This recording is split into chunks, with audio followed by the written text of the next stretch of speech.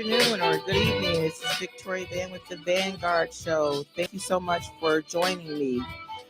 So tonight we have three special guests. We have Carissa Gillespie. Thank you for having me. I'm excited to be here. Carissa is a educator at Proviso West High School, a community activist, and a mother of Brooklyn. Shout out to Brooklyn High. Wish you were here. Annie Anybody else I left out? Nope, That's it. That's Okay. it. All right. And then we have Mr. Lorenzo Weber. I'm just glad to be here with you, Victoria. This is a public conversation of the many conversations we've had. So I'm looking forward to it. Thank you so much. And Mr. Lorenzo Weber is the director of youth services at Proviso Proviso Township. And he is a pastor and a father. Yes. Okay. Right. Of how many? 3. See, I learned with Carissa. That's why I switched it up real quick. See how I do that? Pivot on my toes. That's a good host. That's it. And I am. Okay. You might want to share the names of your children. Oh, Let's give them some shout Of outs. course. Mimi, Alani, and Adam. So shout out to you all. Excellent. And the star of the evening, we have my son, Justin Robinson.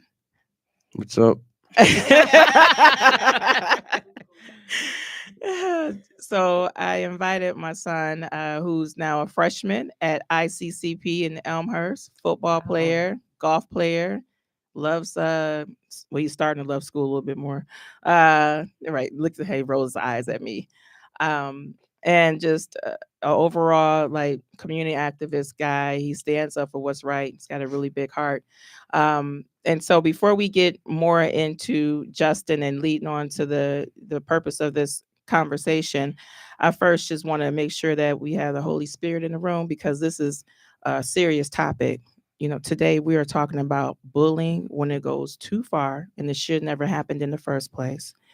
And I really want to make sure that the Holy Spirit is in the room today so that we can speak from our hearts, very transparent in the vulnerable state, and really get more to, as Carissa said, beyond the root of what is going on. This is going to be a deep dive of conversation, none of which will be solved within this segment, but we will, and I've already asked them to come back.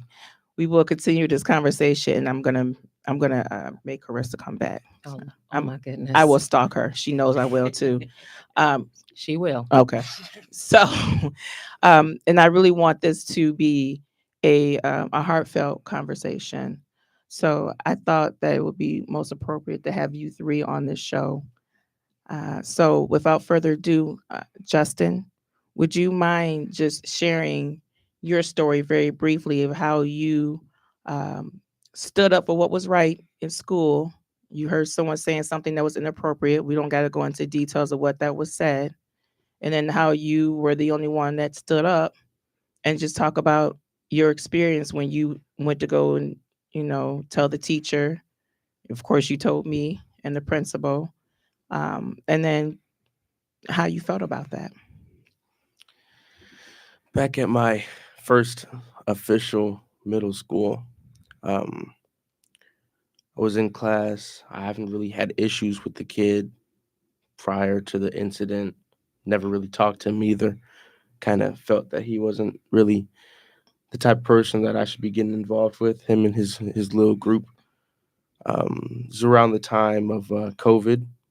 So we were doing Zoom meetings, and we were in English class. And the English teacher was reading a book about a woman who escaped slavery and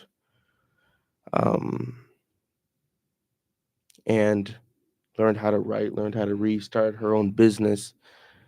Really inspirational book.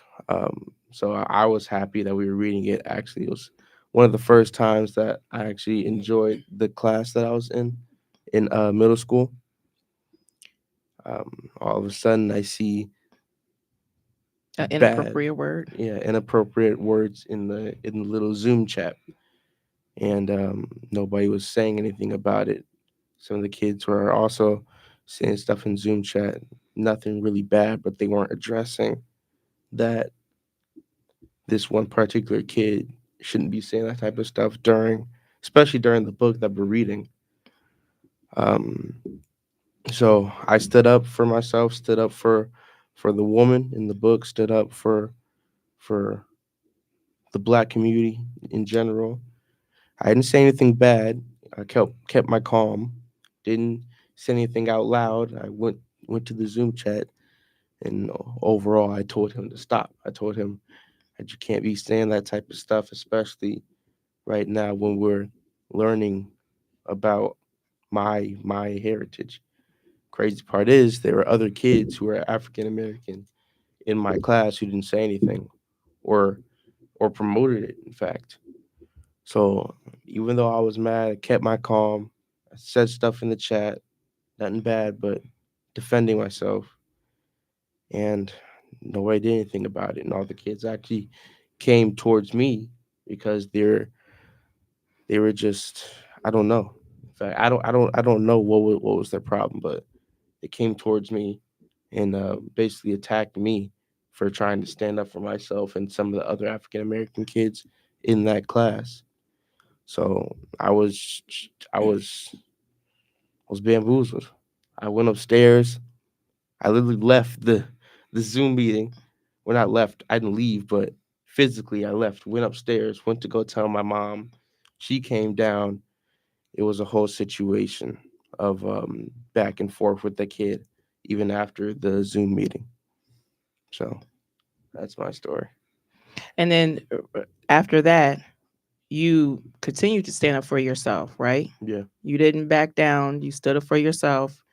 You figured out ways to kind of deal with it, and you did the right thing. You told the teachers, you told the principal, you know, it was kind of a buildup, but you tried to do the right thing.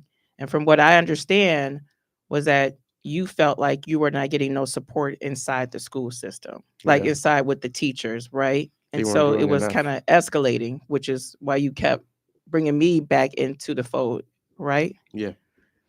Right. And so at when that's said and done, I know that that had to be difficult for you to continue to hold your head up despite what you standing up and advocating for yourself and it was wrong. Um, and you got past that, right? Yeah. Because you're at a doing well at a whole nother in high school, football player, golf player, good in school, and you continue to stand up for what's wrong, right? But when you were going through that and having the feeling of like having to be in the school because it's your story, right? How did that make you feel knowing that you had tried to exhaust every option on your own for standing up for what was right, and then you end up being the target? Well, I felt betrayed by the school system, betrayed by my classmates. Um, I thought about it at nighttime. I thought about it during the day. Thought about it when we went back to school after COVID.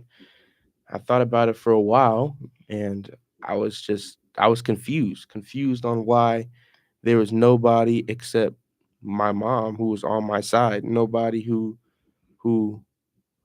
wanted who really wanted this to stop, especially us having a African American vice principal. I was I was just so surprised, but at moments I felt a little helpless, but still came out on top. Still went through it strong. You absolutely did. Good for you. And I'm so proud of you. And I'm gonna say this publicly. I say all the time, and everybody know, don't play with my son. The one thing they know about me is don't play with my son, don't play with me, don't play with me, don't play with me. But this is the reason why I say that, because of look at who you are and how you are developing as a young African American man. It took a lot for you to be new to a school and know that something was wrong because you know a sense of self that and you stood up for it. That is such a level of encouragement and courageousness. And that's why it was important for you, Justin, to come and share your story and not me, because it's your story. And I don't know what it feels like to be in your shoes. And there's only so much I could do as your mother. But you being here just gave voice to so many other youth that you have no idea who heard your story and want to speak out and probably feel the same way. So thank you, Justin. And thank you for continuing to fight and doing good in school. Despite all of the noise, you still came out on the other side of it. And there's so many kids that are like Justin. And so I needed them to hear your story so that they too can come out on the other side of it. So I appreciate you and I love you for that. And you know your mama ride with you. $100,000. I wish they would. And you know what? And I think his story is not just something kids need to hear, but I think also parents need to hear, because something he said was that all this was going on and I was able to go physically and get my advocate, my mother, a parent. And so a lot of times what we're seeing, with the bullying situation, we all know what we're talking about, the situation with the kids on the South Side, and those kids are, and I want to say those kids, like this group, the mean kids, the bullying. This is, I like to call it an epidemic, because we're sitting in a culture that it's become okay to be mean. It's become okay to attack. And it used to be, we talk about it takes a village, and it used to be you do something and you go to this person's mama or father and oh, you're not about to do that. Kids play together. Y'all be done with it. Well, now you got the parents that get involved. So it's truly important to have that parental core that is the adult in the room. And I think with the bullying now, what we're seeing is, where are the adults in the room? That's great. And you're feeding right into my question. And either one of you, Lorenzo or Carissa, could answer this. Where are the adults in the room? Let's talk about it. Ms. Hatter, she said for 2 years, she was back and forth to the school, advocating for her kids, to the point where when they would see her, they be in administration, would hide from her and tell the security guard that tell her that we're not available. So she was trying for years, and for whatever reason, not a lot of us can get up and relocate. Who has, Right. none of us Those don't have the money to funds. say we're gonna move this house. We're gonna, that wasn't an option. So she was making do with what she had. The question I have to you all is, what happens when a parent does, or the guardian, or the village, they do what they think they are doing is right, advocating, and that falls on deaf ears, because the folks who are supposed to be there to protect their children and make sure the school is a safe environment is falling asleep at the post. What do we do? What do we do for the Justins in the world that said, hey, I felt a little betrayed because I rose my hand, I spoke up, and I felt like at some point I had no one in the school. The adults that should be the example were not showing him even an example of what justice is and what, how to be fair. So this question is to either one of you all, and both of you can respond. What does a parent do in this situation where you feel like you don't have any more options, and yet you have to live with the fact of your child being tormented and being terrorized every single day? What are some of the resources? I mean, we all call out these resources and we go home and say whatever Right. it is, but then Exactly. how we know that. can we just keep it 100? Yeah. Let's keep it a buck. it's- How much those resources don't work? A lot of these times these resources do not work, and a lot of times you're out, and I'm understanding because now I'm being a little personal because it happened to me. A lot of times you're knocking on doors and you're screaming to the top of your lungs, and y'all know I was screaming to the top of my lungs when it was happening, and it seemed like nothing was happening until I called the right person out of desperate, and then things started to turn around. But that was just the beginning of things turning around, right? But what about Miss Hatter, who don't know who to call and thinking that, I'm doing everything I'm supposed to be doing and I'm still here and my kids are being terrorized? What can you all say or do in your experiences? How do we help? I know that was a loaded question. No, it's but it's a lot, but Yeah. I think it's a lot to take apart and talk about it. And Absolutely. And on some, I'm Yeah, and I feel strongly about it. and I get it, and I Go hear ahead. it, and I'll start by saying the most glaring answer is don't, as in don't give up. We're standing on the support that our parents gave. For those who had strong parental units, the most important thing you could ever do is not give up in that situation. It is showing up at the school. It is taking that extra time to explain to the administrators as a parent, there is a problem. And that begins a process. This is all about following a process, regardless of everybody is playing their part. You as the parent are to play your part to the utmost. And that often it says, oh, it's not going to make a difference. No, as we can attest to, it has. You standing in all of the way that you stood for Justin, that showed. Those administrators, whether they were where they were supposed to be at the moment, they understood shortly after that this parent is advocating for their child, and our advocacy for the child needs to match up with the parent of the child. And so I start by saying, do not give up. You ready? Ready. Okay. So, as a parent, I'm gonna speak as a parent. When I see the bullying, my oldest daughter went through bullying, and I wasn't in fully in education at the time. And when she was being bullied, I would go to the school and say, why are you not, why are these young ladies not being held accountable?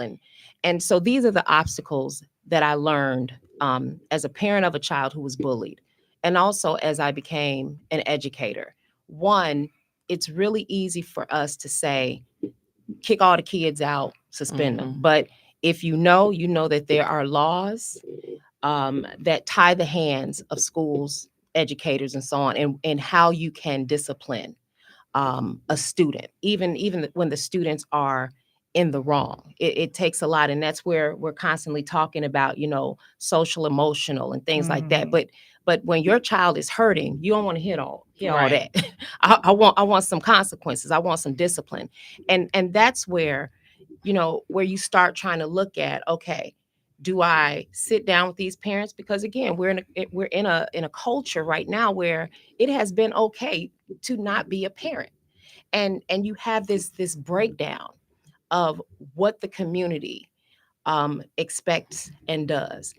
You can't have bullies being able to be okay with not being held accountable.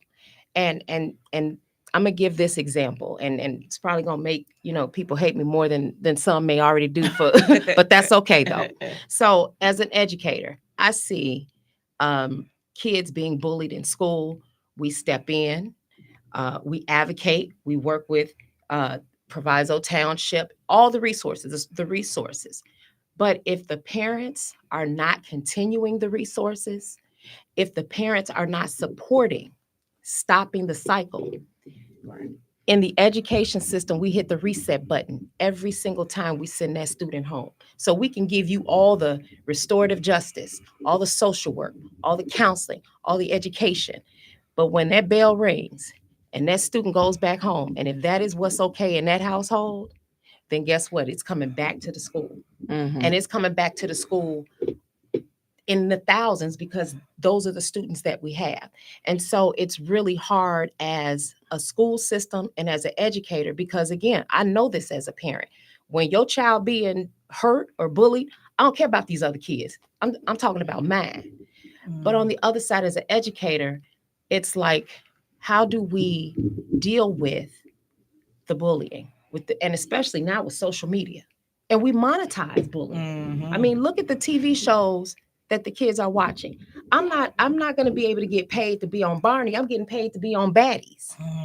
And that's what's okay in the households. So I think we also need to educate parents on how to be a parent. We need to educate educators on how do we deal with bullying. When we're having all these PDs and things like that on keep the grades up and standardized testing. Well, I can't teach a kid if they're traumatized. Yep. I can't teach a room full of 30 students if I've got 3 or 4, and it's usually a small group of students and parents that, we ignore, but they bring the trauma into the buildings. Mm-hmm. We also have to make sure that we hold parents and community accountable. We have to do that. And by parents and community, that means that if you're not getting the answers at your school, then you have a school board, you have mayors, you have trustees like yourself. Like Reverend Weber said, don't stop. Mm-mm. Keep being heard, because somebody's going to hear it. And this mother that was, it hurts to see how this woman was treated and how her children were treated and attacked. But what hurts even more is to know that this isn't the first time this group of children have done this. So we got a pack mentality going on. Mm-hmm. So at one point, do we hold the adults accountable? At what point? Yeah, and that's all throughout the entire process. A culture of accountability means everyone has a role to play. Mm-hmm. And we have to begin to allow space for that, and make sure that it's affirmed. You say, oh, you're all in everybody else's business. No, it is our business. Because the breakdown of that culture of accountability lends itself to these sorts of things. And so we see it all too often. What we saw just happened to be someone had access to a cell phone to record it. These things are not new. And it's not even in the last 3 or 4 years.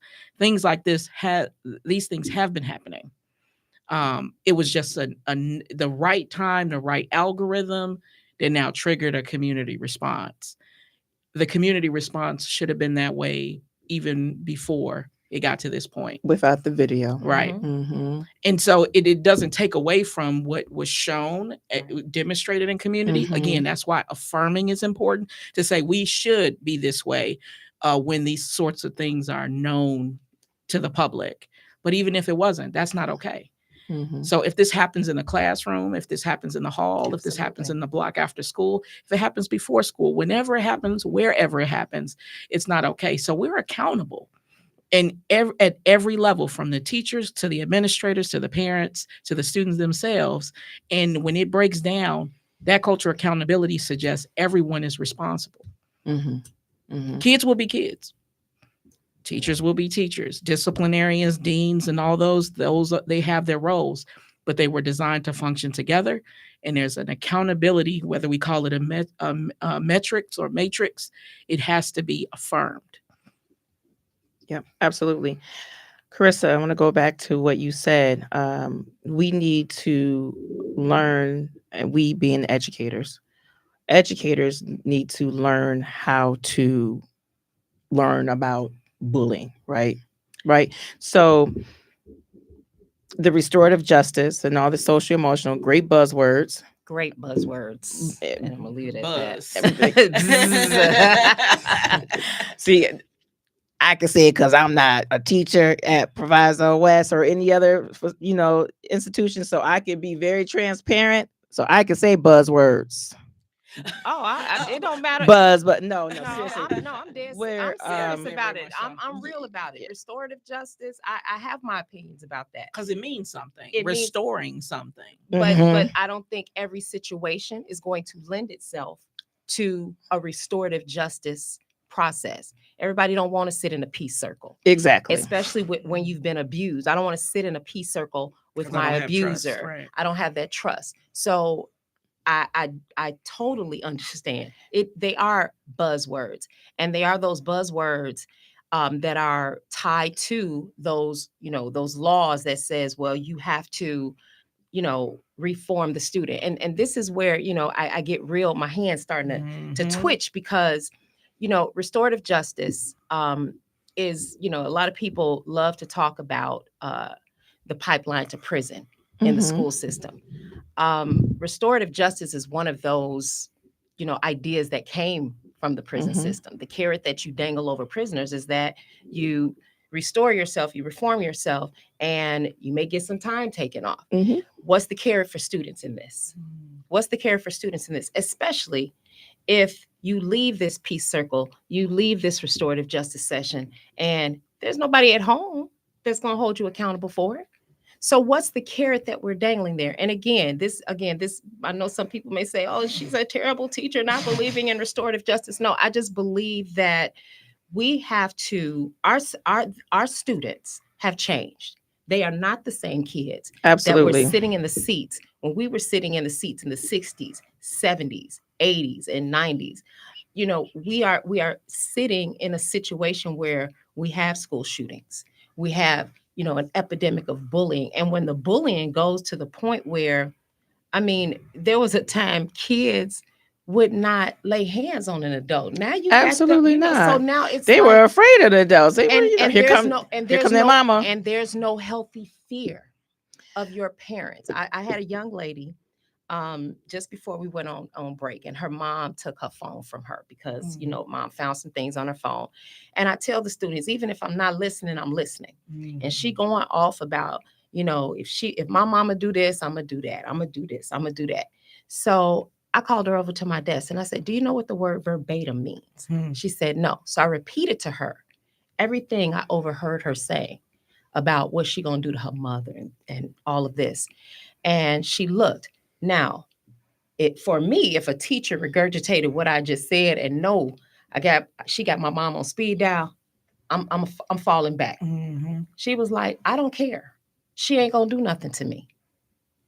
And that is what we're dealing with, is that I don't care. Nothing's going to happen to me. We just saw, was it the tree lighting, or what was it downtown? The tree lighting. Yeah. So you know that it's wrong, but you go down and you create this situation where I looked at the list of young people, and no one was over the age of 18 that was shot. No adults were shot. And so again, it goes back to, there's a lack of accountability, responsibility, and a healthy fear of authority. You don't have to be afraid of the police, but you need to have some type of healthy fear of the person that is taking care of you. Absolutely. And a healthy respect as well. Along those lines, in the same vein, but different. I do want to go back to the educator part. Yes. Because I know I hit something when I started talking about the buzz and restorative justice. Ooh. So I love the fact that I hit something, because I love it when you always hit that with me. Because look, watch this. Restorative justice buzz. Buzz. But you know, before we get to the parenting and lack thereof, or just trouble in the household, I think some of that is also behavior. I think that's a lot of students and even parents have not been diagnosed or underdiagnosed with some sort of behavior issues or mental wellness issues that leads to this type of behavior. Absolutely. Right? And that's something that, dare I go out and venture out and say that it's common in the African American community, because traditionally we don't do counseling. We don't, you know, at least historically, I would say that. I mean, we're making a shift now. I hear a whole lot of people saying, I'm going to counseling. We need that, you know, but you know, back in the day, that was just something we didn't do, right? We went to church. Jesus will heal it. And then we'll go about our way. Go pray about it. And then cry at night, right? Because you don't know what's going on in here. Something's not right. So you become a prisoner of your own mind and no help. And then you get to school and you lash out, right? Because that's what you see your parents doing, because they need the help. Right.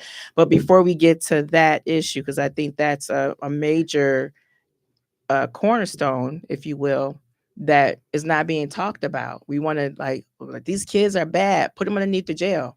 But has anybody diagnosed these kids? Anybody talk to them? What's going on? You know what I mean? We might find that something is happening with them, not because they have bad parents, but because maybe something's happening with their parents, right? And they're just mimicking the parents' behavior, and that parent could have something going on and they don't even understand what's going on with them, right? So we have to really unpack this in many different levels. But with respects to an educator, being trained on how to kind of not only address bullying, but then how do you deal with it outside of the restorative justice peace circles, when you know, to your point, yes, we're dealing with a different type of age, different type of children. Just like my mom would say that I was different from her when she Right. was growing up, right? So it's no different, right? But we have to adjust and pivot. And so that's why I was saying those buzzwords, because some of that is played out for the kids now. Mhm. You know, that hasn't caught up to where we're at for kids for really to make an impact, whether if it's, you know, being contradictive at home, still even at the school level where they feel like they might have a safe spot, the resources, it's just not matching the level of bullyism and terrorism that Exactly. we have now. And I'm gonna keep saying, because I feel like it's terrorism, right? So while they're having you in these PDs, and they might be sending you to conferences because you're the director of youth services, what do we need to do? What, in your opinion, if you all could have a magic wand and you're saying, like, we need to change X, Y, and Z, and then it's changed, and I know, you know, we have to do a deep dive on this. What would that look like just on a surface level? And then we can unpack that as well. But let's start with you, Carissa. And you're in these PDs. Keep the grades up. Make sure you know all of that stuff. That's great. And that, yeah, it's But great. what do we do for the bullying? If you could tell us, like, here's what I think, maybe 3 things of what I would think we need to start incorporating to start really addressing this issue and supporting our students. One of the main things, and I'm speaking from school districts that I've had experience with, especially Proviso, is making sure that the resources are accessible. If we're gonna use resources as support for, What do you mean by accessible? Accessible. So Break that down. so accessible is if a parent or student Mhm. is or teacher, somebody in the building is looking for, I've got a student that's being bullied. How do I address that? Those are not in our PDs. We're told, write it up. But what happens after the write up? Right. Who are we talking to? When are we all in the room? And when we're talking about getting everyone together, then everyone needs to get together, and it needs to be a continuous conversation. So continuous conversations and honest conversations. Another thing that I truly wish more people would understand are that a lot of the laws, the educational laws, are not really made by educators. So ask an educator, because we're the ones in the classrooms having to deal with the 30 kids, the different behaviors, the IEPs. And we started moving in education towards we take these standardized tests, but then in the classroom, you want us to differentiate everything. Well, that doesn't match up. And you have a lot of new teachers coming in. Educate them on what to look for, and also building communication and building relationships. I will say this till I'm blue in the face. I'm not the greatest teacher, but I'm best at building relationships. And that's why students know that I have students all the time tell me, I had a girl on Friday, I think this girl gonna try to jump me. Okay, let me get this young lady. Let me grab this young lady. We have to be okay and not be afraid to handle the situation. I think a lot of educators right now are afraid to handle those problems in their rooms for fear of being evaluated and saying, well, that's okay. It's bullying, but it's more like a classroom management issue. Turning it back on, the teacher. I think that classroom management just triggered Yeah, Lorenzo over there. Yeah, because if kids are having an argument in my room, well, it's not because one is being bullied, it's because your classroom management. See, my students know it's not going down in my room like that, because I'm going to get involved. I'm going to be in your business. I'm going to know your business. If I got to go to your house, I'm going to your house. That's what I don't like even calling myself a community activist. I'd like to be in the community. I'm the community teacher. I'm the community parent, because I would want somebody to come. If my child is being bullied, I would want the parent to have a sit down. We also, look, ow! I'm telling you, I talk all day about this, but also making sure that educators know the laws, because contrary to popular belief, we don't know all the laws that govern discipline and consequence. We And should. that should be in your PD. And that should be those That should be those a part of your PDs PD because, for example, conversations. SB 100, a lot of people will interpret it. A lot of administrators will put it back on teachers and say, well, we can't kick kids out of school. We can't get rid of them. And that's not what SB 100 says. It says that you have to put into place what interventions did you put into place to help the student. But here's another thing. We also have to make sure the resources are there for the victim, for the bullied. Absolutely. Because a lot of our resources are geared towards the student that has the trauma, the student that is bringing the trauma, but then we leave the other kid by the wayside, and that's not fair. So that's why I said that sometimes the way things like restorative justice are carried out lends to the continuing of the bullying. Both of the parties have to be healed. Both of the parties have to feel like they've been restored. And we also need to teach conflict resolution to the educators, to the students, and to the parents, because you can't fight everything out. I'm also a firm believer in you can't bring everything to the school. At some point, and I tell parents this all the time, if you're not getting where you need to be and you feel your child is being harmed and the bullying and things like that and people driving up to your house, well, then that becomes a legal matter. And that's where you bring the law enforcement in, because the law enforcement can do things and handle things in a way the schools can't. So again, I'm going to go back to, because I like that. Don't stop. It's your child. You deserve answers. You deserve answers from the school. You deserve answers from the other parents. You deserve answers. And again, this is going to be always digging deeper than the root, because the root right now is rotten in this situation. Absolutely. And it's been rotten for a while. Lorenzo, I know that you're just in that seat itching. So listen, you got the floor. No, I'm just with her, and there's so much to be said. You can consider her role when she says this, that I'm not an activist. Her role is educator. That is an activist role. You are an educator. Active. You're the one person that has that role in community that is designated to change people's lives. That's right. Well, thank you. Yeah. And so I not only do I have a great appreciation for educators, system-wide role clarity is what is needed. Everyone needs to be clear on their role. And that's all I'm hearing as she's speaking, is to say she's clear about her role, and it's evident in her classroom.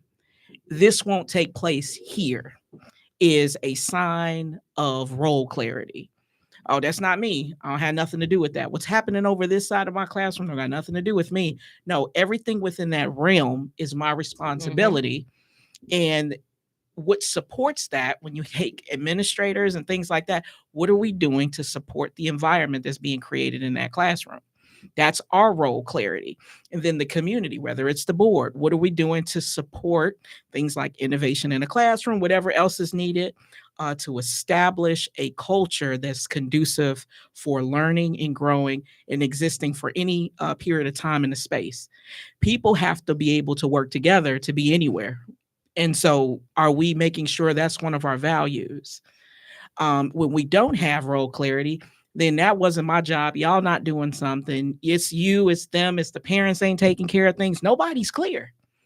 But once we have that across the system, then we start moving in this way that's synergistic to one another. Oh, I won't stop because I'm a parent. Oh, I won't stop as a teacher. I won't stop as an administrator. I won't stop as a board member or a community member or a taxpayer or a mayor, and you just go all the way up to the Secretary of Education. If everybody's clear.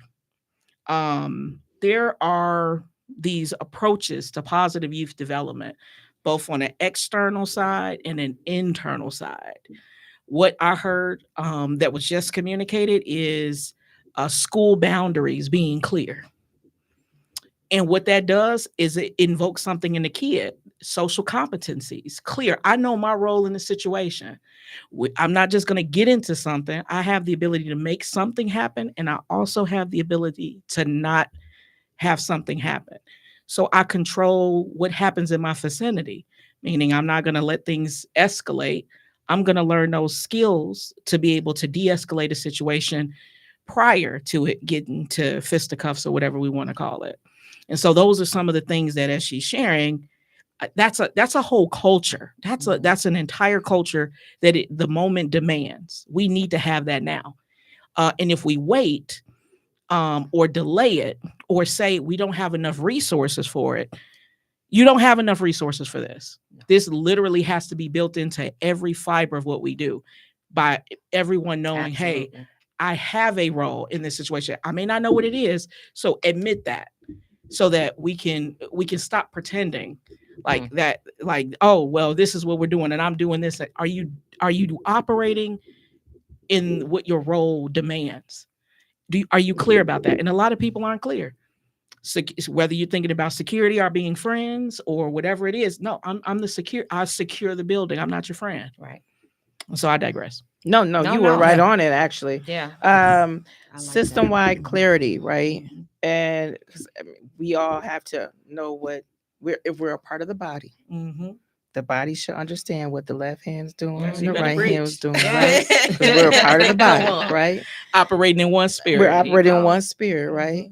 So that means that we move accordingly, That's it. right? Mhm. And if the brain is malfunctioning, Mhm. then the whole body gonna malfunction, Mhm. right? And so I had a situation where this one child was bullying another child, and they were too, in my mind, I thought this kid is way too young to even know what a bully is. Like, I mean, third Mhm. grade type. Like, what's going on? Similar to what we saw with Miss Hatter's situation. Right. And after advocating for the situation to come to a resolve, finally was able to, after it went all the way up to, administration, finally were able to get some counselors on board and have a powwow, if you will, a meeting of the minds. And we found out that the kid that was bullying the other child had some unaddressed mental health issues. The child was a foster child, and the foster parents had no idea what was happening and why this was manifesting. The kid, third grade, couldn't articulate, hey, I'm hearing voices. I don't know what's Right. going on, right? And this kid was just lashing out because there was no help for this child. And they were just like, oh, let's suspend them. Let's, do these, put them in detention.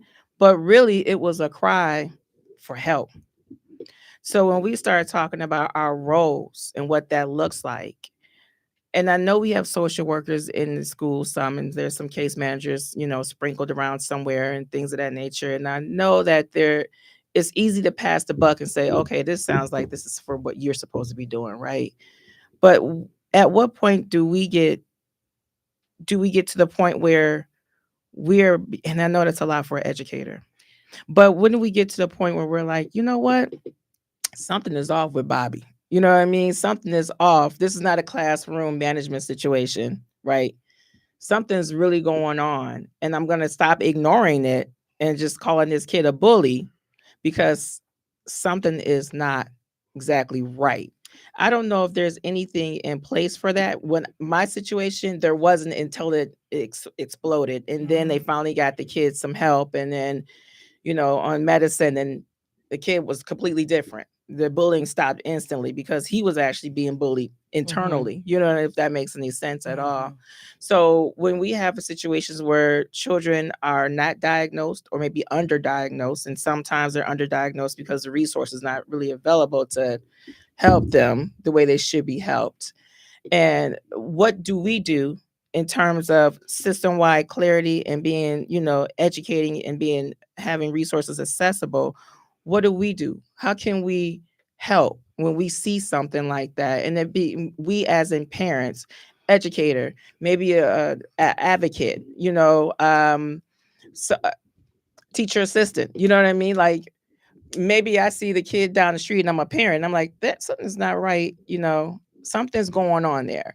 What do we do? What about the accessibility of the resources? And let's drill it down to Proviso Township at this point, right?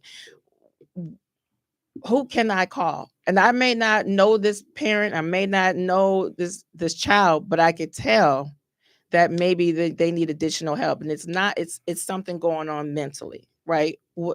How can I help? This is one of the things that, and I always say about Proviso Township High Schools, it's always a gift and a curse. We are a generational district. Reverend Weber and I were sitting here before we started saying, I know you from somewhere, I know you somewhere. Everybody's going to know somebody to know somebody. And the curse is everybody's going to know somebody that knows somebody. And Reverend Weber said, built into every fiber. And when it comes to Proviso Township, our schools, and also our foundational schools, I don't think the resources are built into every fiber. I don't think the resources are consistent and follow that student. We don't share. We work in silos. Our parents are in silos. And if I don't know, we love to use the name Johnny. If I don't know what little Johnny is coming into high school with, what issues, then that puts me as an educator, that puts other students in a situation where we don't know. When it comes to, diagnosing the supports, it has been, I think for anyone, whatever your health insurance is, when it comes to youth counselors, youth social workers outside of school, they are hard to come by. So when we talk about what we provide in the schools, we provide social work in the schools, but also remember that social worker is dealing with 1,000 students, a caseload of, we have maybe 3 or 4, so 500 students a person. We have counselors, they've got caseloads, 1,000 students or so. We have behavioralists. We work with organizations like Proviso Township Youth Services. We work with PLCCA for things like truancy and anger management. We work with West 40. So the services are there, but it's always the scary part because it has to be built into every fiber. So if the school's fiber is trying to put it together, and then you have, after the bell rings, and I always ask parents this when they come in and say, you need to give my child social work, counseling, this. When May 30th hits, are you also providing that throughout the summer? Because the services should not stop when the bell rings. It needs to be continuous. And we also have to have better communication in terms of, this is what I'm seeing in your student, and can you tell me, what am I looking at here? Now, I know a lot of teachers in Proviso Township that have built great relationships with parents, and you can have those conversations. But I was just told, that, and I was like, wow, I never knew this. I say this all the time. I'll sit in a meeting and say, I don't think this type of environment works for this student. And so I was told, hey, it's against the law. You can't say that.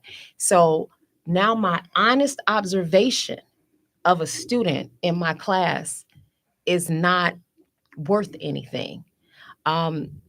So it has, again, that goes back to educating the educator. So I can't sit here and say, this is what I'm seeing. This is what I'm gathering from this student and these situations. I don't think this is the environment for them. And by environment, I mean, sometimes classes can be too big, students can be overstimulated, and that causes them to lash out. So these ideas, these entities, these policies, the supports have to be built into every fiber. It can't stop, because whenever there's a breakdown, they're slipping through the cracks. Or it's like I said earlier, we hit the reset button every time they come back to us. We're hitting the reset button.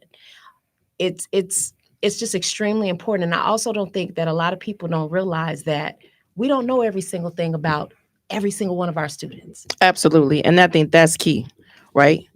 Legally, and people we can't. want you to know, and they want you to, well, you're an educator, you all know, and you should know, right? You're the director of youth services. You're the director for the, you should know everything, right? And the reality is that, and that's one of your greatest assets, is the fact that you can admit that you don't. I don't know, because there's no way you are going to know everything about everybody. But when you start, and I want to go back to this because I know it's sitting on my heart. I know that there's some parents out there that's saying, or somebody's out there saying something is wrong, and I don't know what's wrong, but something is wrong. What do I do? Who do I call when we're out of school? Thank you, Carissa. You're right. But now you got the other people that are saying, I get it, and I want them to get help. Who do I call? I'm watching this right now. What do I call Lorenzo? I can't call Miss Carissa because Miss Carissa is an educator for Proviso West. Maybe my child is 10 years old. I don't know. I'm just throwing it out there, but something is wrong, and I don't want my child to go down this path. So who can I call? What resources are accessible? Right? Because that's what the Holy Spirit lead me to talk about, accessibility, right? What resources that are accessible now? I'm in this dire situation now. My kid, my grandson, whoever it is, out of control. Little Bobby down the street is acting up, terrorizing the whole block. You know what I mean? So what can I do? Who can I call? Yeah. So one of the places, I'll say for our youth services department, all of our programming falls under what is known as Navigate. And so what we've changed in our department is just to make our phone number the tool that you call. What's the phone number? 708-449-4309. Can you say that again? 708-449-4309. Once you call, what starts as a process that we do to find out what that need is. And then there's all of our community partners that we're connected with, be it social service agencies, mental health related services, and that. And then we do warm handoffs in that regard. What we realized, the reason for that Navigate process is because the average parent, I don't know what's going on. I just know something is not meeting whatever the expectations, wherever they are. So we just need support. Right. Whether we're providing internal programming, whether we provide a mentor to that young person, or refer them for an evaluation with the Proviso Public Partnership. Whatever that is, it's about meeting the need. However, and it's not even a however, and what we do is we follow that kid until they're 26 years of age. Wow.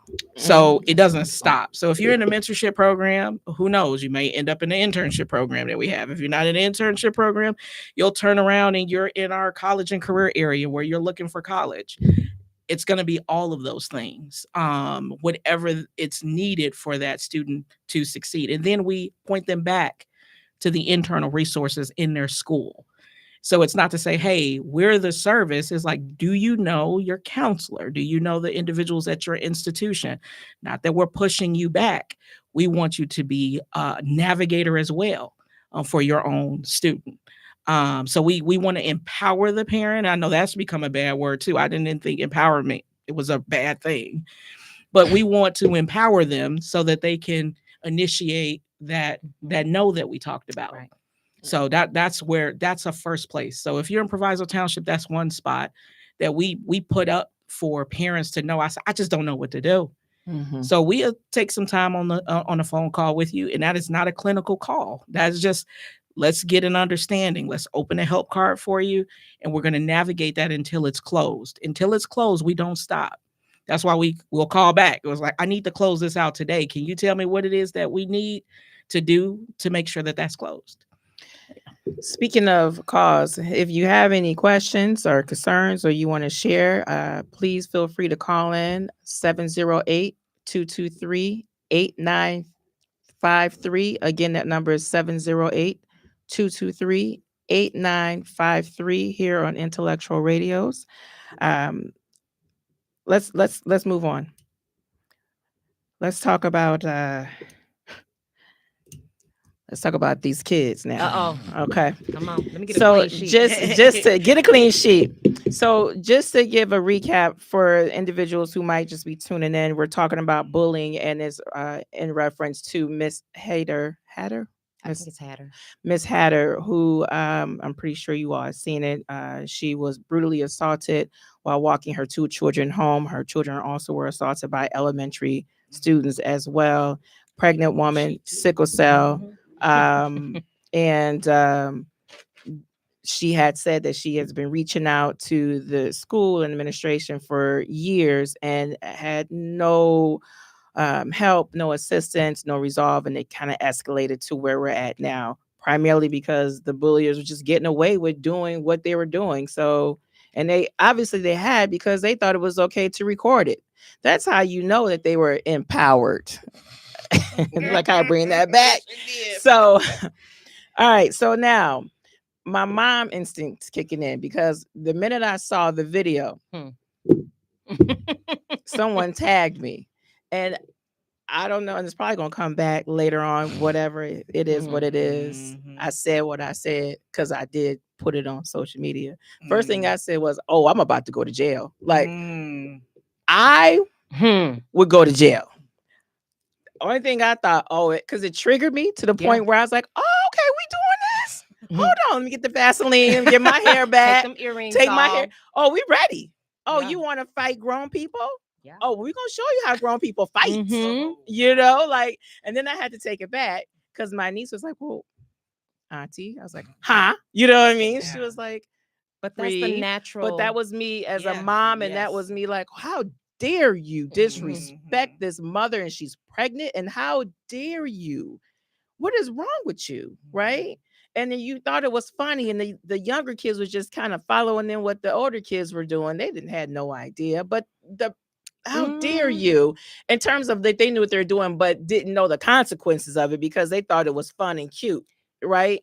So I know we have laws and we have rules, and I get it, but we're not going to operate in this world in the VANNguard Show of rules and laws right now. Okay. We just gonna talk very, very honest and say, because I already was honest, like I'm going to jail, right? And so now that we got that part out and we've already set the ground rules, I'm sorry, I'm looking right at you, Lorenzo, because bail money. We're gonna put some money. Lorenzo know he got bail money for me because it's been plenty of times. I'm like, oh, people like, come on, Victoria. I'm like, Starts with breathing. let me calm down. And that's what he do. So we breathe. I'm like, okay, I think I'm ready now. So what do you think we're past this peace circle now? Yeah.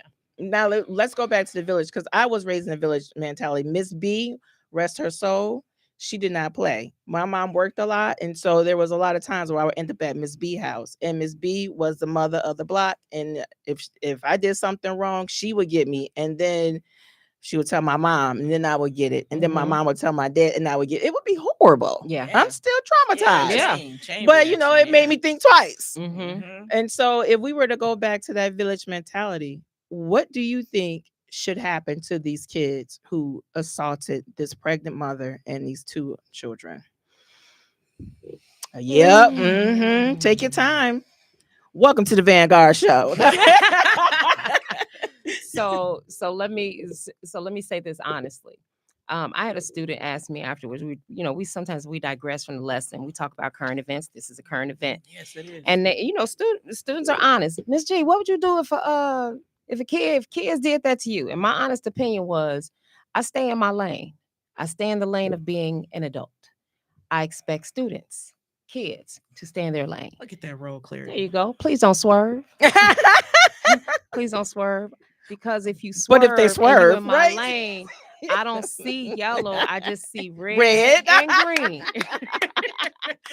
That's it. That's it. That's what I'm talking about. I'm from West side? No, South side, 63rd. Oh, South side, 63rd. 63rd. 63rd and low. 63rd Oh! and low, baby. Wait, why are you taking your earrings off already? You had a flashback, right? Oh, yeah, I was checking the braids. She was taking my the hair got caught in the ear. I ain't gonna do that. She's like, I got 63rd, baby.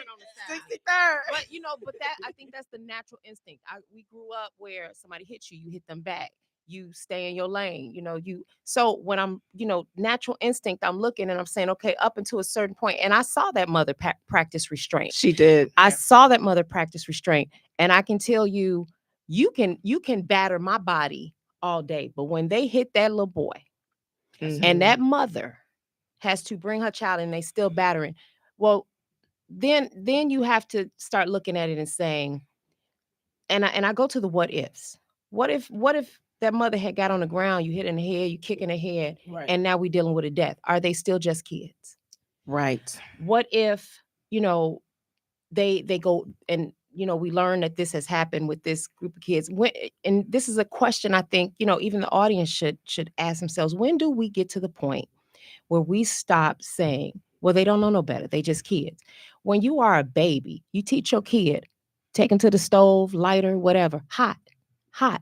They know that as babies, not to touch that because it's hot. couple times they burn that little hand, they're not going to touch it no more. So we have to stop saying they don't know any better because they're kids. They don't know any better. Even with saying that, they may not have the parental structure at home. There are role models. There are models for them to find. I love sitting here. I'm glad that you brought Reverend Weber here, because that's part of that fabric of the community. When you ask, well, if they can't get an answer at the school or through, the politicians, well, we still have churches, and we have these, these clergy, the reverends, the pastors that you can go to. This gentleman here, I know, works with the youth. I know my pastor, Darius Brooks at Grace Central. You don't even have to be a member. If you need some help, you can reach out to him. There are models there. And I just want the excuses to stop. I think another part of this breakdown and everything is when we start setting the bar low, they hit it every time. They're not trying to go over it. They're trying to stay under it. We got to set our expectations of what we want these young people to do and be. We got to set it back high. Why set it low? They're not reaching over to go higher. They don't have the Victoria Vans as mothers at home. So when they don't have that, stop setting the bar low. Also, stop feeling sorry for them and give them the resources, give them the lessons, and give them the push. Because if we keep saying, oh, these poor kids, these kids got more than a lot of us have. That is so true. You had a cell phone to record it. And I was looking at the clothes, the clarity. I mean, they were looking sharp. I'm like, I'm looking at the clothes. Their hair is done. I mean, I leave my cell phone out. I don't lock anything up. You want to know why? Because I got like an iPhone 11, and I know they're not trying to take that. My kids laugh at me. Oh, you got an iPhone 11? I'm on iPhone 2700. Right. Exactly. But I want parents, politicians, community to have the same passion year round that we have for this situation right here. Mm-hmm. If you want our new principal, Jeremy Christian at Proviso West, we have these signs up now that say, if you see something, say something. And it's a QR code. And students are reporting things. They're reporting what they're seeing. That's great. They're talking to people in the building. And then and on the building's end, it's up to us. And I love the fact that we have board members and a superintendent that will get outside the building and go to houses and say, hey, we got a problem here.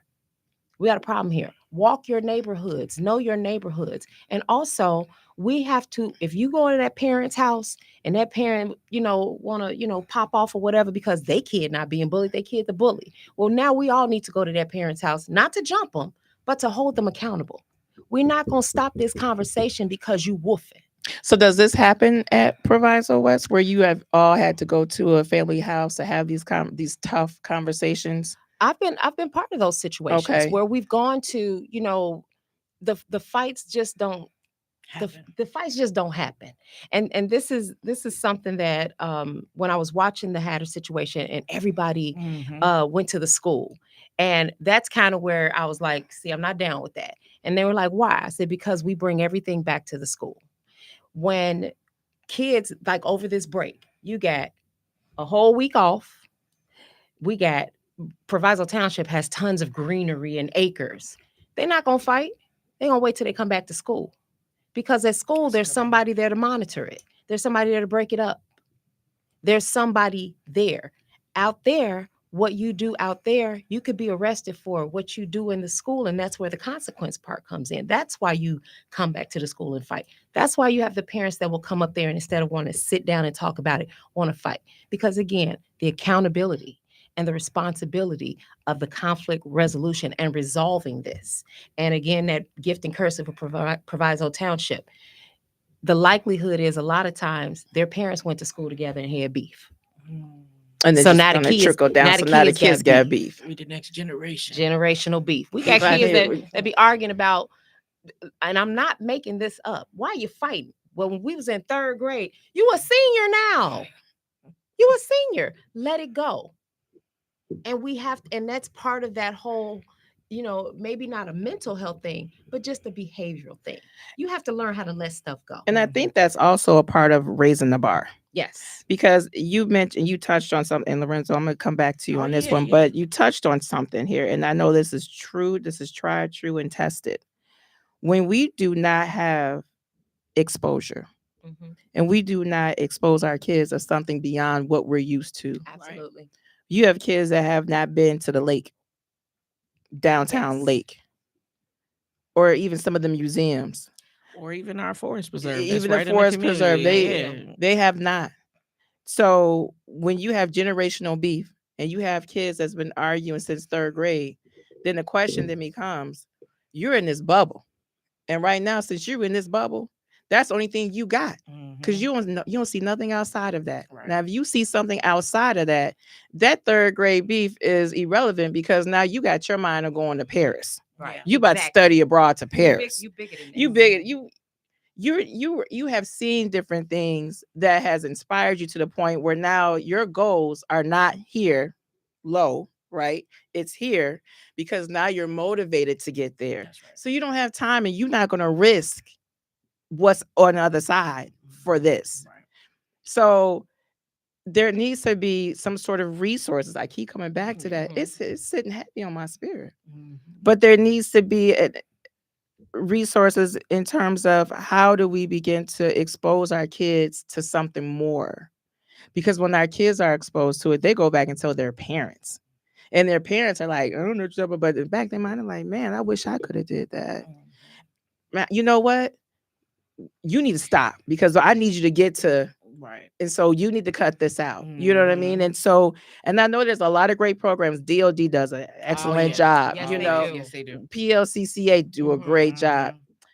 EBJV do a great job. You know what I mean? Trio program. Yeah. Trio program. All of them do great jobs at this. It's just that I don't think the parents know about it.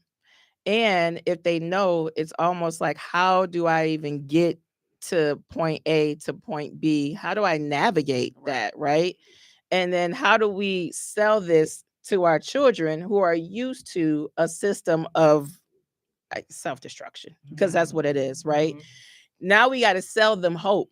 We got to sell them life. You know what I mean? So how do we begin to shift their mindset to say there's something more out here? And it's not corny wanting to travel abroad. Right. It's not corny wanting to, I don't know, do green work. You know what I mean? It's not corny to learn about to be an electrician. None of that is corny. You know what I mean? Right. So how do we begin to sell them on something that's better for them? How do we sell them their future? Of a better future. So one of the things is to take inventory of it, and allow them to be informed that it even exists. How do we do that? You got to put these things in a place. So how should we do that? Whether whatever it is that you are putting out to the parents, it needs to include access to that. And so when we're sending out everything else in the world to our parents, and we get all the emails and everything in power schools and whatever else, the class dojos and things like that, we need to have the information that points them to these are your options. Exactly. For us, we prepare a parent toolkit for the youth services department. So we want you to have a toolkit, because we understand it's impossible to know everything about what's available to you. So the toolkit at least gives you a starting place on how to look for those things and who to ask.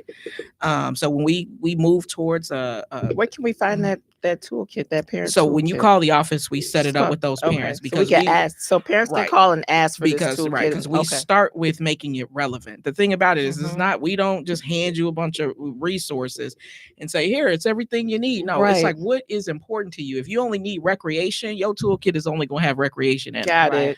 And it creates that relationship back and forth, because you do have to come back, because we want to care for you. In a holistic way, meaning like, okay, is this relevant to you? And then that informs us in other approaches. So we need the engagement with the parent more than anything. And then as it relates to making sure that that's relevant, we want to make sure that when you have that list and database, that you need to know how to scale it to the point that it's actually effective. So it may not be a whole week program. You may have a after school 1 hour program over a period of time. You scaled it to meet that need. When we talk about some of those trips, those are burdens sometimes for families. Absolutely. So you always want to build in, when you're making all those programs, what's a payment process? What's those other things that go with the program to make sure that you're not just presenting a lot of hope and they You don't can't get have to it. right and they can't get to right. it. It's not feasible. And so we have to make sure all of those things are incorporated in context. You got to know the context in which these things are being offered to that particular audience. What are some of the things that is going to be a little struggle for families in the community? And we don't have to assume. We find ways to buy stuff, and we're in this Black Friday and all this other stuff that's coming up. Where does all of this money? And we all need resources to do the good things, but for some reason, everybody got a PlayStation 5. I'm trying to understand. And iPhone 57s and all this other stuff. 57. So it's to say, and that's not one of those comments to just beat on people. No, it's But we true. talk about how many resources we need, but I don't see a foot that doesn't have the latest shoe on it. And these kids dressing better than us, and we got jobs that we work in all this thing. And of course, Absolutely. and that's a testament to us taking care of our kids. We want our kids to look good, but we have to make sure that we're making that plain for parents to understand and see, and we have a responsibility of providing it to them in a way that is truly, as was said earlier, accessible. I feel like sometimes it's not really using resources, or I feel like it's not providing resources. It's more like if you use the resources or not. Right. I agree So, wholeheartedly. When you're saying like you're seeing the kids with all the newest stuff and kids wearing the coolest things, and you can see that they obviously have they already have the resources. They already have the parents already have the financial situation. They already have the knowledge about what the kids want. So it's more that you have to use the resources rather than if they have them or not. That's I right. love it. Yep. Look at that. That's great, Justin. So do you think that kids are even interested in these resources? I mean, I guess if they're not using them, is it safe to assume that they're not interested, or maybe it's the way that we're positioning it that makes them not interested in the different resources? No, I think they're just not interested. Oh, okay. Because before everything that happened with me and my situation, I never thought about it by myself. Like all the talks that we had, all the long talks, that was really important in like my growth in terms of me taking the time myself to think about what I need to do, especially for my future. Yeah. Got it. And now in taking that, right, which is an amazing observation, there's the part that he saw, and it's the part you as the parent interacted with, right? Mhm. So you initiated a process to interact with support services. You moved around and about. Absolutely. So that's a part that he hadn't saw, but you initiated. And altogether, what that does is it creates something that took place in his life that was really impactful and important. So the community did step in a way in those things. And so what does resource mean, right?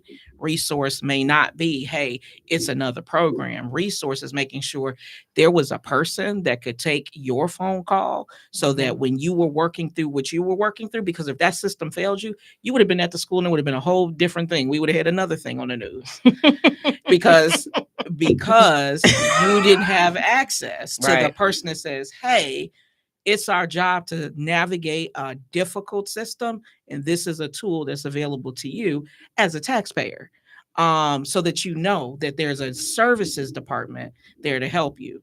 And when you walked into that building, for whatever reason, you moved just a little bit differently than it was if you didn't have it. And the system will never know how much that paid off on the day in law enforcement and everything that wasn't initiated at that time. That does cost money every time it's being used. Absolutely. And going back to resources, and this is from the school's the school standpoint.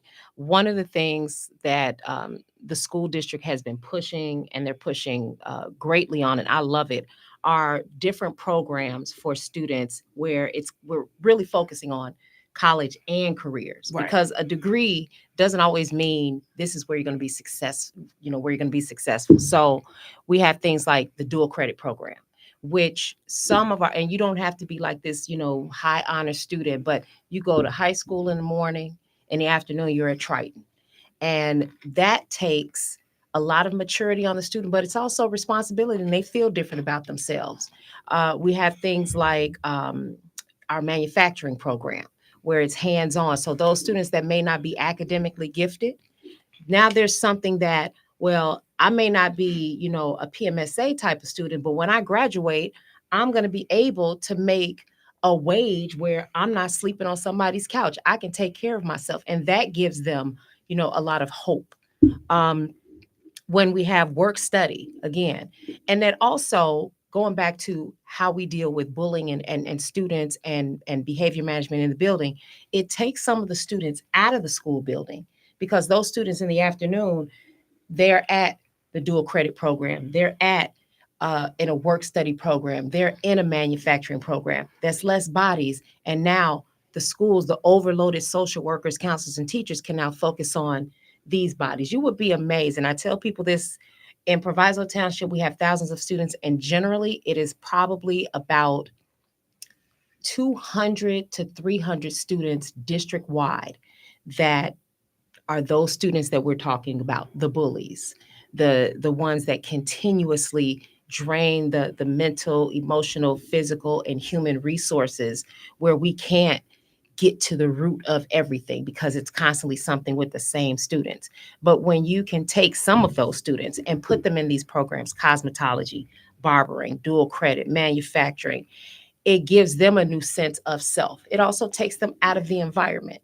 So they're in an environment now where they own a college campus, and going back to kids not even seeing the lake. We just took a group of kids to Triton, and they were like, wow.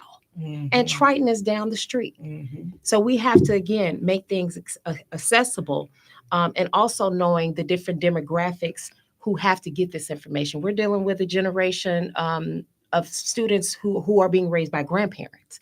So they may not be as tech savvy. So we got to make sure we're getting the information to them, making sure that the information is in, English and Spanish. So all of these things have to be taken into account when we're giving information for everyone throughout the district to make this thing happen, to make sure that it's in the fiber of everything. Absolutely. And I think, and I appreciate you actually sharing those different, programs that Proviso West has available. I didn't know. And I'm pretty sure this is just about to say that I'm pretty sure this is a sample of it, right? And part of the accessibility and those resources is knowledge, right? Yes. And we have to have that knowledge to know what's available in our communities so that we can begin to steer our kids towards these different opportunities. Absolutely. Right? And to your point, Lorenzo, you're absolutely right. There would have been another situation if you had not answered the phone. And the reason why I'm saying this, because I hear the parents cry. Mm-hmm. I was the parent that dropped to my knees in my driveway and cried up to God and said, I made a terrible mistake coming out here. Yeah. What I thought was good for my son was absolutely the opposite. What kind of mother am I? And moms and parents who are invested, it hurts them when their kid is hurt, because they're trying their best to do what's best for their child. And fathers. And all the parents, fathers, families, mothers, families, caregivers, grandmoms, parents, those guardians, those who are responsible for that child at that time. And they're trying their best to make sure that their kid is better than them, that they can elevate, right? So I want my son to always stand on my shoulders. I say this to you all the time. Stand on my shoulders. Be better than me. Stand on my shoulders. So your kids can stand on your shoulders. Yes. You know what I mean? If you had not picked up that phone, Lorenzo, And I keep pulling back because, and the reason why resources and accessibility was dropping on my spirit, because I needed you.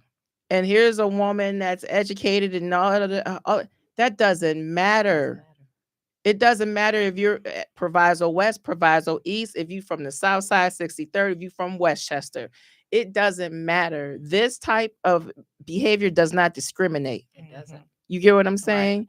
And let me be clear, you all, it's not a poverty thing either. No, Just it's not. because Yeah. this Thank happened you. on the South Side with Right. this woman who happened to be African American doesn't mean that it's only subjected to that particular Right. demographic and a mother that happened to be a single mom.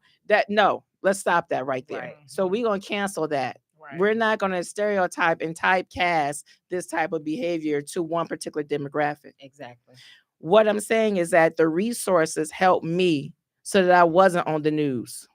Mhm. Praise the The Lord. resources helped me so that I can help my son and I can balance and learn how to stay in my lane when necessary to be the responsible adult, because this boy is looking up to me. Mhm. And how I respond is how he's going to respond when there's another difficult situation and the mom is not around. Exactly. But if I didn't have the village that Lorenzo gave, if I didn't have the village that DOD Youth Mentoring provided, and I want to give them a special acknowledgement because Denard came up to the school with me and sat in that principal office with me as support when I was advocating for my son. That's some real support. Mhm. They Yes, he it didn't is. have to do that. Yeah. I literally he was only in that program for maybe about a month, and I put him in that program under duress. Like, I need some support. And I had no problem being vulnerable, reaching out to everybody because I needed it for my son. Right. And they stepped in. So when you all tell me about the resources that are available, about the systematic clarity, right, having to be feasible, having the support, and I'm bringing it back to Proviso Township. When I tell, and I'm not born and raised in Illinois, and y'all know this by now. I'm not even from Proviso Township, although a lot of people think I am. I'm not. I don't know how I fit in so Yeah, well, that's but a I good You did. you're home now. I'm home now, right? Mhm. And I'm home because people like you welcome me, welcome my son, Carissa. When I was going through it, we had good conversations, right? Yes, we did. And I was ready to fight for all the students, because once it happened to my son and I started hearing the parent stories about how they too was experiencing it, Right. of all different nationalities, all different ages, I knew there had to be a change, and it had to start with leadership, honestly. And I'm so happy that leadership has changed significantly now in Proviso West, in Proviso Township. Leadership has changed, Yes. is growing, is developing. We are coming full circle now. But what I want to tell the parents out there, if you all need any help, do not be ashamed. Do not be embarrassed. You have resources Yes. here in Proviso Township and above and beyond Proviso Township. You have resources available. Reach out to Mr. Lorenzo Weber. Reach out to him. Reach out to Carissa, because she is in the community. And yes, I'm going to call her a community activist, because you got to be active to be an activist. You can be in the community. I could be in the community and be a There you teacher and be go. sitting on the couch. Exactly. And Right. tell the parents, closed mouths don't get fed. That's So right. ask You tell the you- parents that. parents, closed mouth don't get fed. So don't just say, well, I don't see nothing. Ask somebody. Ask somebody. Don't stop. Ask somebody. Proviso Township, somebody gonna know something. Even if it seems like, well, this ain't the place I should be. I shouldn't be in Jewel asking somebody, hey, do you know a counselor for my? You should. Absolutely, You never should. know where you get your information Do from. not be Yeah. ashamed. Do not feel embarrassed. Do not feel like, Yes, well, I we don't got want no one to South know Carolina. that this is my Yes. kid. No. Or a couple You're of helping dollars. your kid. Exactly. You are helping your kid when you reach out. You are helping your kid. You are advocating for your kid when you reach out, whether your kid is the one being bullied or is the aggressor. You are helping your kid when you begin to reach out. Do not be afraid to ask anybody for help or for advice. It doesn't make you lesser than a parent because you're asking for advice. You need that. Yeah. And so we're about to wrap up because I know we're getting close to time. And I told you all in the very beginning, it was going to take more than one show. So I'm going to formally invite you all back. Carissa, will you come back? Only if Reverend Weber is I'm next getting to to me. him first. Okay, because I just need a yes. Yes. Thank yes, you. I'll come back. Mr. Lorenzo Weber. I most certainly will. My son Justin Robinson, would you do me the honor of coming back? Probably not. Well, I thank you for coming then. Wait, you gonna come back? Well, good Lord, we got a breakthrough. I knew you were gonna feel it. Okay, listen, everybody out there, we're gonna get to our final words. So, Justin, do you have anything final to say?